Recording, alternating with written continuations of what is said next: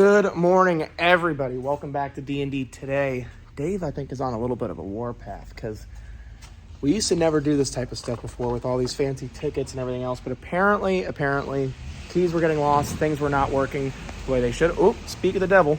We got the man himself. Dave. Are you on the warpath this morning? Dude, it's World War III in this motherfucker. We're having a civil war. Something's going down. Something's going down. Get ready to rumble, motherfucker. Welcome to the jungle, right? So what's going on with this thing? Welcome to the young jungle. Welcome to the jungle. You sound like you're from down under. Anyway, guys. Down under your mom. We're sitting here. We got a Jeep. We also signed the guys up for some new shit because they've been slacking, dropping the ball, making me, business owner, look stupid. So, right. We got a ticket, concerns, bam, inspection sheet, baby. We got to get their fucking little wigglies looking all over these things, and we'll be good to go. Hopefully we make some money off some upsells. I hope so. Honest upsells. Honest upsells. So that's part of the dealio here, is that we don't unnecessarily upsell anybody on anything. So, we'll tell somebody that maybe they need a little bit extra. And if they go for it, that's great. If not, we let them know, hey, the car's not going to fall apart. We're not those people who say if you don't change your cabin air filter, that your car is going to stop running. There's a lot of shops out there that will. So apparently Dave's on the freaking warpath today. Apparently he's been made to look stupid one too many times. And honestly, he looks stupid all of the time. So it's not easy for a guy like him. Got to be honest with you. So I am having him fix this little Mazda though. So apparently this Mazda's had a clunk. Never knew about it. And apparently it's a rear caliper. So customer goes and drives it. Now I look dumb because a rear caliper literally is jiggling pretty much itself off the truck. So that's not good. All these stupid freaking little things. Look at this stuff. And we've got Air Force None in the house cleaning up that Explorer. So what we're going to do now is we're going to drink my overpriced $6 coffee. And then we're going to go see if Air Force None's actually working or if he's doing nothing. So I ended up calling a customer of mine. A guy came up looking for a 4x4 SUV of some kind. And lo and behold, we have obviously the Explorer. So I didn't even post this truck up for sale anywhere yet. I called him and I said, hey, I've got this truck. What do you want to do? I didn't tell him a price, nothing. I'm probably going to price it right at $59. So that'd leave us a really, really, really nice margin. Obviously, I don't make money like that all the time. So it'd be really nice to hit one quick home run on a solid truck that you know isn't going to break. And honestly, you can't complain at the price. As a consumer, you can't. You're not going to find a four-wheel drive SUV anywhere for less than $6-7 grand with less than 100,000 miles on it. I don't think so, at least. If you guys happen to find one, let me know. Comment down below what you find. Do a little homework of your own and feel free to do a couple Google searches or go on cars for sale, whatever. See what you find. But I think it's a phenomenal price on that specific truck. So he's on a test drive now. Air Force None is here cleaning up some cars. We have a nice little 2011 Hyundai Santa Fe that he'll probably pull back in with any second now. And then we're going to keep wrapping up our day. So I'm hoping that we can sell that particular Explorer like that, turn around our money really, really quick, so that way we're not holding on to it forever. Because even though I think it's a phenomenal price, some people like to just break my chops. So we're going to see what he says about this, and hopefully we can make some dough today. So we're back in the garage with Dave, and we have a really weird car. This is a 5.2 liter V10 Audi S6, right? Now, I ended up selling this to another dealer in Daytona. And let's just say that when anytime that you see that on an Audi or an 8 after the V, it gets expensive, kids. Now, Dave is going to tell us what's wrong. So, Dave, how many hours is it going to take to fix this thing, and what's wrong with it? Before we go into this Audi, we unlocked a new character. No. He's already been unlocked. Oh, well, we got to unlock his truck. Come on. Come look at this, guys. All right, well, he's already been unlocked, but we're going to unlock the truck character real quick. Because this is a prime example of when people say, I know a guy that can do it cheaper. This is Brothers Boat Rentals. Fresh, badass 7.3. It's going to SEMA next year. It's going to SEMA. Come down yonder. Just take a look at this. Long arm kit, nice and badass. But what's this we have right here? Is that a zip tie? I think. Can you zoom into this side? What's that? Is that more zip ties? Dude, it is more zip ties. Here, give me that phone. What do we got Brother, where's the nut? Wait a minute. Oh, where's the drive shaft? Hold on. But, So this has that's more concerning. Hold on, wait a second. This doesn't have a bolt on it at all? Nope. It's a zip tie. 2 zip ties. It's double zip. No. What are those? What are those? It's all good. It's a SEMA build. Guys, what in the hell? It's a cool truck, but I don't want it driving next to me on the road, I can tell you that. Let's go back in here now that we've had to. Zach, you're going to SEMA next year. Got fucked up for that. So we have everybody here. Mitchell is another new character unlocked, by the way, but this, guys, is not a work of art. This is honestly a technician's absolute nightmare, right? This thing is an engine out procedure for literally everything, guys. It is a beautiful car, don't get me wrong. I sold it to the dealer and he really likes it, but what we thought was valve cover gaskets turns out to be timing cover leaking, which, Dave, we need some more help from you real quick. So that's our make and model. One bank, 28 hours of labor. So if we go to our calculator here and you say most shops are at what, like say 3 grand.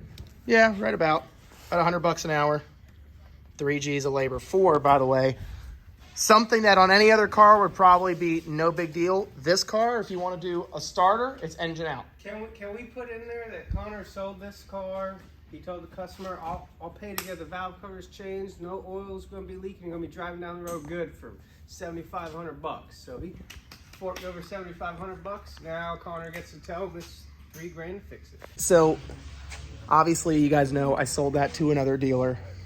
And honestly, a quote like that, 30 hours to fix one oil leak, is the exact reason why I did not want to retail it. I did not want to sell that to a customer of mine, not because it's a bad car, but because the ease of ownership is absolutely zero. Every single time something breaks on that car, it is $1 million to fix. I owned it briefly for literally like 2 days and just kind of decided that I did not want to own that vehicle with all of its service nightmares. And I read horror stories that maybe it wasn't too bad to own, but V10 anything, unless it's maybe a Ford truck, is going to be a nightmare to own. This 5.2 that's in here is a variant. It's not the exact one. It's a variant of the engine that goes in a Lamborghini Gallardo.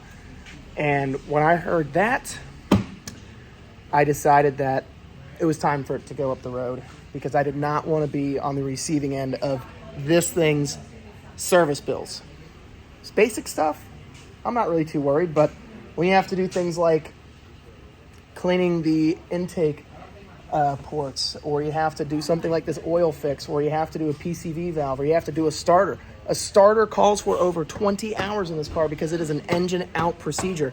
They glued a 5.2 liter V10, that's 10 cylinders, running under the hood of this Jazzer, whereas normally it's either a 2.0 turbo or a 3.2 V6.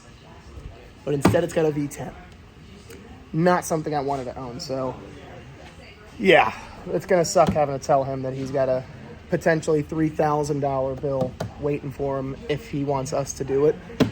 So it sucks. But that is the life of owning a V10 Audi. In any case, the Audi is a whole different story, but I think our Mazda is done. I could be wrong. The window's working perfect. Our brakes are fixed, and this is about to get sent up the road for $6,000, which is going to make our customers super happy. This is the type of stuff I like to sell. That V10 Audi, not something I want around. So we're going to call the customer on this. Dave's probably going to break our chops a little bit more, and then we're ready to rock and roll. The Ford, by the way, is sold. We sold that for $55 to an out-of-state customer. So talk about $2,100 in one day. That's the type of day I like. So we're going to keep going. So we're here with old Air Force None. You guys haven't seen him all day. What are we going to pick up, Chris? A money pit. A money pit.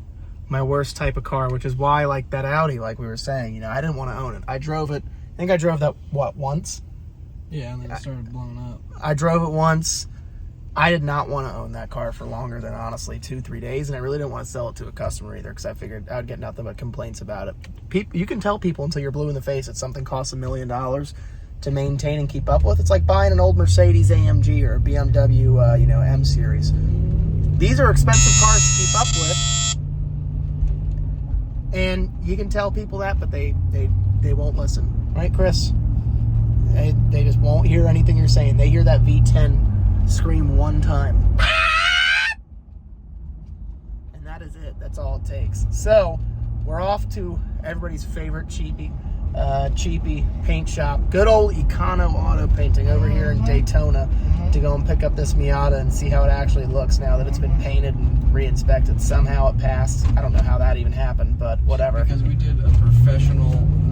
Yeah, we did a really good repair on that thing. We did, professional. Maybe not with professional tools, but came out professional. It sure did. So I don't think hooking up the frame to 2 beefy trucks and then yanking it a whole bunch of times is considered professional, but it came out straight, unlike Connor. But if it works, it works. If it works, it works. We're going to send it. So we're off to Econo. Air Force None and I are going to go pick this thing up, bring it back, and then we have a customer coming for that Mazda. And the Explorer sold like that. $5,500. That's a $2,100 day right there. Easy money. All from Facebook flips. So if you guys watched my last video, I literally explained to you exactly how I got that truck and what I paid for it. So if you want to know more about that, watch yesterday's video, the last video about buying a Facebook find and making thousands. And I was not wrong. 2,000 qualifies as thousands. There's more than one of them. So we're going to go pick up this Miata that Christian absolutely will not be making thousands off of. Sure won't. no more salvage Maybe Miatas. 1,000. Maybe 8,000. Maybe $8,000. Yeah. Nope. So, or I'll just get rid of the whole problem and start a shotgun. it's a possibility But too. then I'd also have to spend thousands on like a nice, pump action. So Just remember to get buckshot, not birdshot, all because he wants to build a GTO. Remember how earlier we were saying in another video, Dave, Let me ask you something. how you shake people? Connor goes out, he spends 20 grand on shoddy fire chicken or whatever you want to call I it. spent 20 grand on a good Firebird. And it So. still doesn't run. And I'm over here struggling to buy LS heads for $800. I think there's a pay gap or something. I understand he takes some of the responsibility, but all he does is buy cars, doesn't even do half the paperwork anymore, doesn't clean them, barely buys them The life. nowadays. He sells them broken, says he's gonna fix them, and then when he finds out the repair's $3,000, not 300, he runs. Yeah, Dave, I think I might need a raise. Brother, Can we go on strike? Yeah, come join this side. See you later, nerd. Working over here. So, it's been a good day. We sold the Mazda See you, CX-9. loser. Have fun doing real work. Made an easy breezy like $1,200-$1,300 on it. So for the day, sold the Explorer, sold the CX-9. We had closer to a $4,000 day here. Not every day that happens, but when it does, it's beautiful. So Christian is trying to build his GTO. Chris, exactly what are you doing to this GTO anyway? Well, it depends on if I get my raise while I'm on strike or not. Oh, I'm getting a phone call. He's not getting a raise. I owe them a lot. He's not getting a raise. It was spam risk.